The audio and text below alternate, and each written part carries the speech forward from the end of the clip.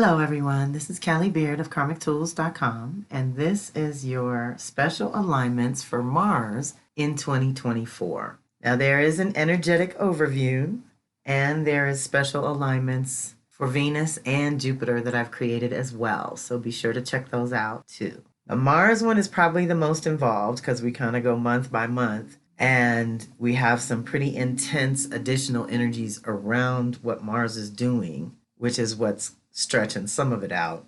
It's mostly new beginnings and the challenges that go with that. So let's just be ready. Starting in January, while it's in Capricorn, it's in a good angle to the Jupiter-Uranus zone in Taurus, and it's in an opportunity with the Saturn-Neptune in Pisces. So Capricorn energy is just working really well. When Mars is there, you can be practical. You can put some things in place that are based on the new consciousness that Jupiter and Uranus are waking up for you. And hopefully you can integrate some either art and imagination if you need it, or some spiritual practices and a spiritual structure if you need it. You know, whatever you can do to make that Saturn in Pisces be of service to you is a good thing. And while Mars is in Capricorn, everything is ease and grace and opportunities. Okay, so that's January. February is a whole nother story. February is a rebirth of an unprecedented nature, only because it's happening at 0 Aquarius with Pluto.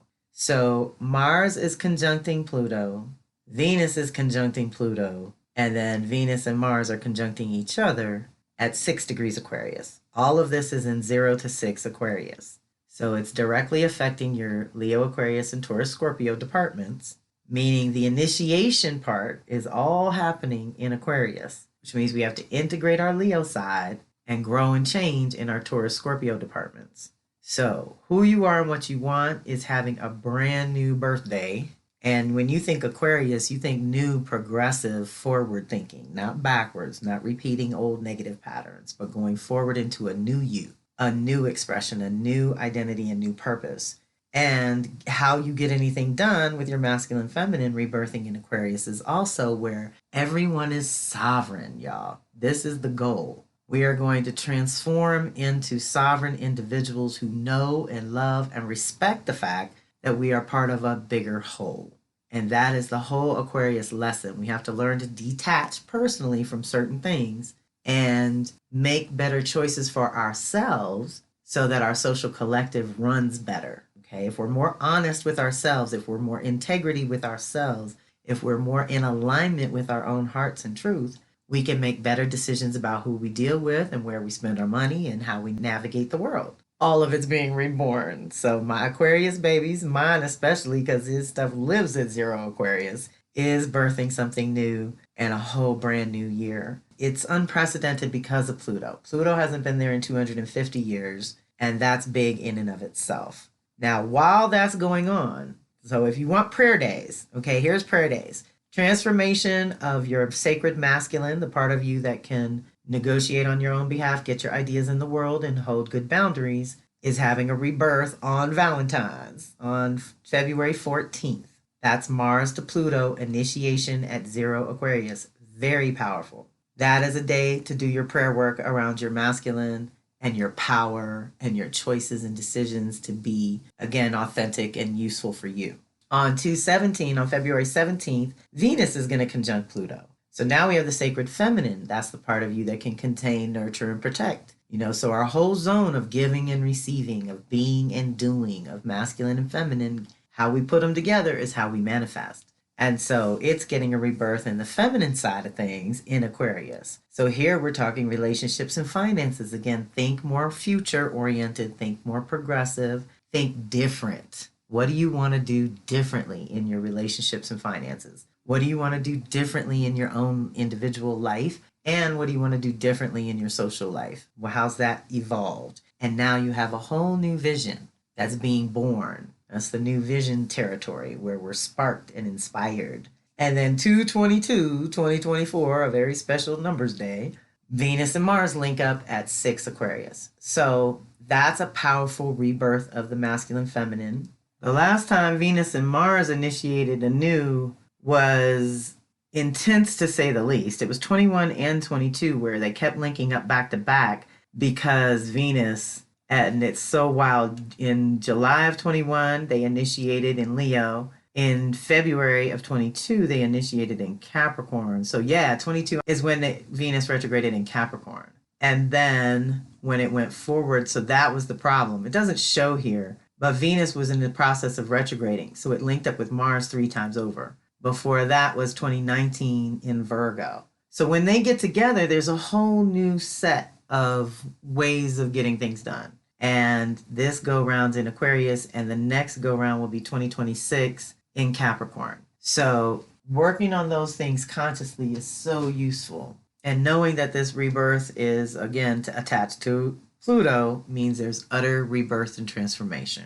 On February 28th, I just had to add that while we're rebirthing this masculine feminine and transforming, transcending, going to new levels in Aquarius, Mercury is going to set its new cycle in motion with the Sun and Saturn all together at 9 degrees Pisces. So 228 is a prayer day for your consciousness and belief system and what you believe to be true or possible around, I would add, while this masculine feminine stuff is going on over here in Aquarius next door, it's all happening at the same time, so they complement each other. Be mindful. New beginning in your thinking, new beginning in your identity, new beginning in your reality, new beginning in your masculine feminine, all in February.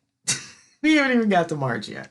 March, while it moves through Aquarius, is just going to square off with Uranus. So we're grateful that it's only one, but it's kind of a big one. Mars, who you are and what you want, and when it squares off with Uranus, this is Aquarius to Taurus. This is a challenge. This is a challenge between the new consciousness that's trying to emerge and the old habits that are dying hard. This is a challenge to what you believe to be true or possible. This is a challenge to your freedom needs. How much freedom do you need? How much intentional solitude do you need? How much sovereignty do you need? And then how much togetherness and kinship and community do you need? Know your own needs, okay? Critical. Nobody can know that stuff for you. What's your good balance? Now, April's off the charts. April and May is busy, busy, busy, busy with Mars. So just prepare yourself now. It is huge social and collective rebirth going on in April, May. Huge shifts. Jupiter's going to move from Taurus to Gemini. That's a once in 12 year big cycle thing. It's linking up with Uranus. Last time it did that was 1941. So we're talking about being in a zone of consciousness and values post-depression. And we know that's a mixed blessing. Great inventions came out of that time, and certain people got rich, but a lot of people got poor. So let's think about how the 40s went and how we would like to do that differently now in the big scheme of things, right? So it kicks off April 10th, and any dates I give you are prayer days. So Mars to Uranus in March was March 9th. I'm not sure I said that. But now we've moved into April, where it's going to conjunct Saturn on April 10th. April 11th and 19th, Mercury's linking up with Sun and Venus. Like at the same time that Mars is hooking up with Saturn, there's all this other stuff going on with Mercury, Sun, and Venus. And so this is a new reality around your identity and purpose. So the prayer day for that is April 10th. Knowing that April 11th, Mercury starts a new cycle of consciousness, knowing that the last time Mars conjuncted Saturn in Pisces was 1994 and 1996. We rarely get two conjunctions like that back to back, 2 years back to back, but it managed to happen. So we got two shots at resetting things in the 90s that have now run their course and are ready to be reset again. Keeping in mind that the Mercury to Sun new cycle of consciousness starts on April 11th. So again, with that prayer day being all tied up in the new reality that you're birthing.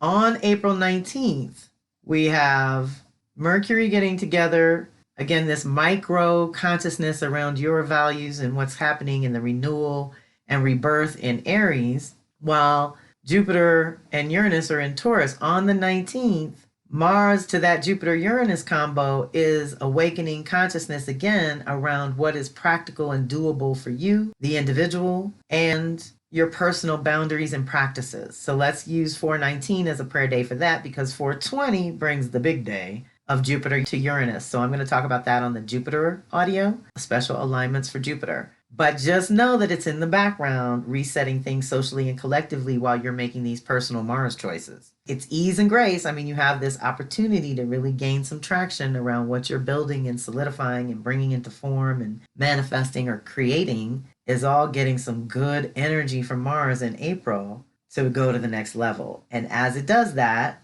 then it links up with Neptune on April 28th at 28 degrees Pisces. So it's wrapping it up in Pisces. This is Mars to Neptune. So now we're talking about a rebirth of the dream.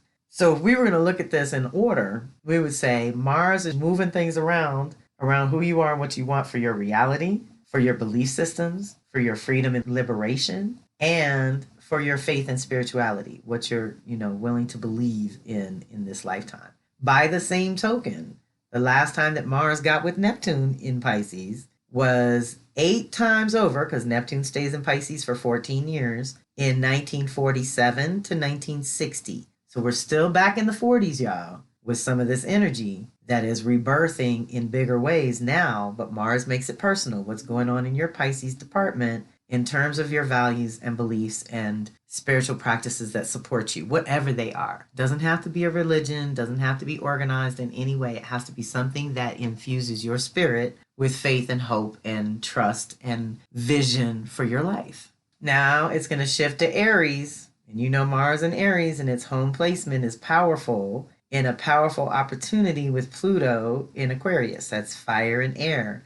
But again, we're still transforming, transmuting, transcending. So May 3rd is another good day to do prayers for your identity and purpose, for who you are and what you want, and for the type of community that you want to belong to. You can add that in, and how new and different that's going to be going forward.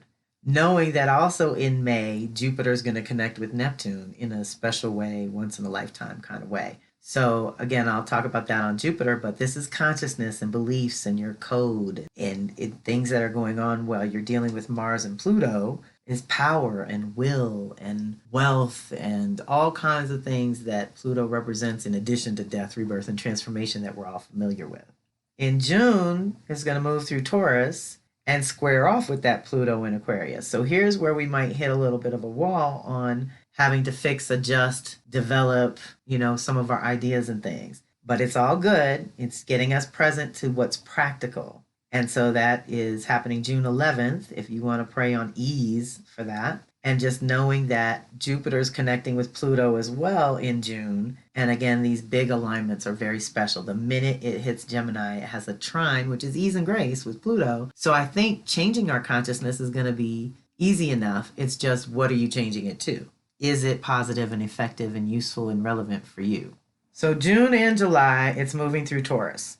It starts off with that challenge to Pluto. So we're challenged to transcend and transform on some level. But most of July, it's in Taurus until the end. It moves into Gemini. But while it's in Taurus, it's going to link up in really good ways with the Saturn and Neptune and Pisces zone. And it's going to initiate with Uranus. So here's the thing. This is kind of special because I was just assuming that Mars linked up with Jupiter at some point, but it did not. The last time Mars linked up with Jupiter in Taurus was back in 2000. So Mars has, every 2 years it touches Jupiter. It just depends on where Jupiter is. So the last time it hit Jupiter was in 22 while Jupiter was in Aries. So we initiated new consciousness there in a huge way that is evolving now in 2024. As it links up with Uranus, we're going to really expand the possibilities. And this is July. July 15th is the prayer day for liberation around your creativity, your life or lifestyle, your creature comforts and personal security, who you are and what you want for your relationships and finances. Uranus is all about that freedom and liberation and awakening to that next level, cracking you open, no going back, okay? So we like Uranus, but we're very careful. That's a huge prayer day. And then as Mars moves into Gemini, it's going to link up with Pluto in Aquarius at that 0 point. It's just so powerful and potent.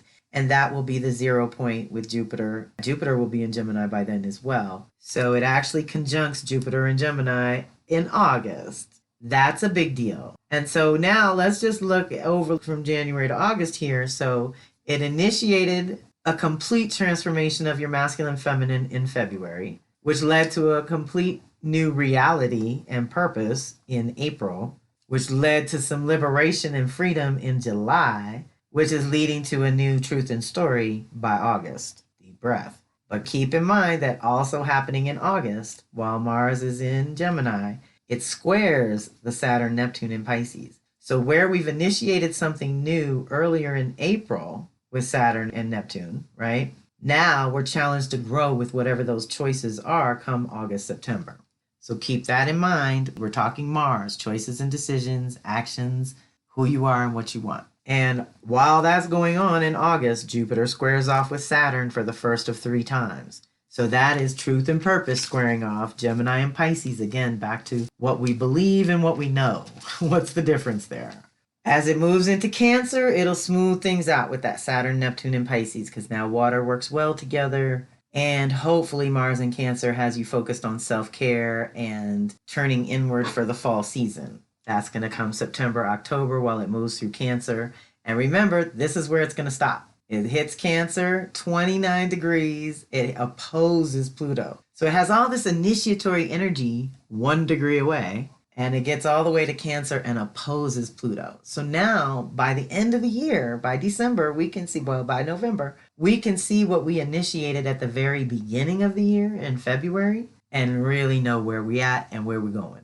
Okay, so just trust, take each step as you move through it. Be as conscious as you can. Know that that opposition is helping you clear something out. That November 3rd is a good prayer day and a powerful day. If Mars is opposite Pluto that day, and that's Cancer Capricorn. So not only are we transmuting and transcending things for ourselves, but this is family and work karma. Cancer Capricorn is all about home and work. So we're recalibrating what we really want around that too by the end of the year. And exactly on the same day, November 3rd, Venus in Sag is opposing Jupiter in Gemini. So while Mars, our masculine, is recalibrating what's practical and doable and possible for home and work over here and transforming, transcending that, Venus and the values are over here on your consciousness, your ideas, your beliefs, and how that works in real time. So just know that November is going to be full, again, with energy to navigate with our masculine feminine, which is how we get anything done. So those are the Mars alignments preparing for the Mars retrograde, and I will do a special call at that time for the Mars retrograde that'll help you navigate that with consciousness. But just know that while who you are and what you want is evolving this year, and while you're making actions and choices in the moment, they are leading you somewhere. Maybe you want to go to your future self and ask what they want so that you can work that into the program on your way. Just saying. Anyway, I am so grateful for the Power Circle Global community. That's my big list. And I'm very grateful for the Venus Circle and Soul Sisters Circle for our smaller groups. And Yay Circle and all my collaborators and cohorts, NASA's crew, Cinnamon's crew. I love it. I love the cross-pollination we've been doing. I hope we can do more in the new year. Check out those other audios for the special alignments for Jupiter and Venus and the energetic overview for 2024. And reach out when you need to directly. Join me when and where you can along the way. And thank you so much for being part of my community. This is Callie Beard of Karmic Tools signing off.